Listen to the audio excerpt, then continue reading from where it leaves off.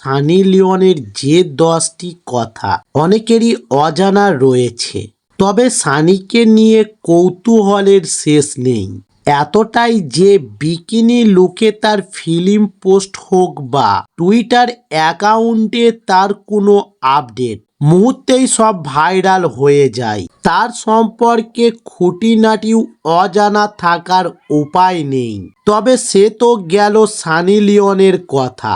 সানি থেকে সানি লিওন হয়ে ওঠার আগে কি ছিল সানি, কেমন ছিল তার জীবন, সেই সম্পর্কে বিস্তারিত জানার আগে আমাদের চ্যানেল নতুন হলে চ্যানেলটি সাবস্ক্রাইব করে সঙ্গে থাকুন। প্যাডিয়াট্রিক নার্স হওয়ার জন্য পড়াশোনা করেছিলেন, তাই তার মা বাবা তাকে ক্যাথলিক স্কুলে ভর্তি করে দিয়েছিলেন। এরপর পেন্টহাউস ম্যাগাজিনের এক চিত্র সাংবাদিকের সঙ্গে পরিচয় হয় 2001 সালে। তখন থেকেই তার গ্ল্যামার দুনিয়ায় আসা।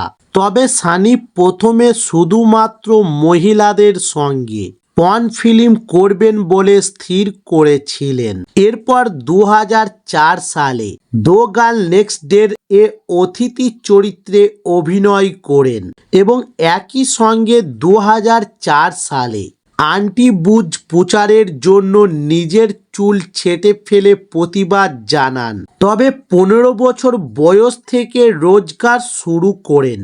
তখন কাজ পেয়েছিলেন জার্মানের বেকারিতে। তবে পর্ন ছবির বাইরে 2005 সালে একটি টিভি চ্যানেলে তাকে প্রথম দেখা যায়। একটি অ্যাওয়ার্ড অনুষ্ঠানে রেড কার্পেটের রিপোর্টার হয়েছিলেন। এবং সানি লিওনের জীবনের দ্বিতীয় ছবি voucher David girl Sunny Leone. তবে ছবিটি করে তিনি অ্যালভিন অ্যাওয়ার্ড জিতেন, যা পর্নোগ্রাফিতে যা অস্কারের সঙ্গে তুলনা করা হয়।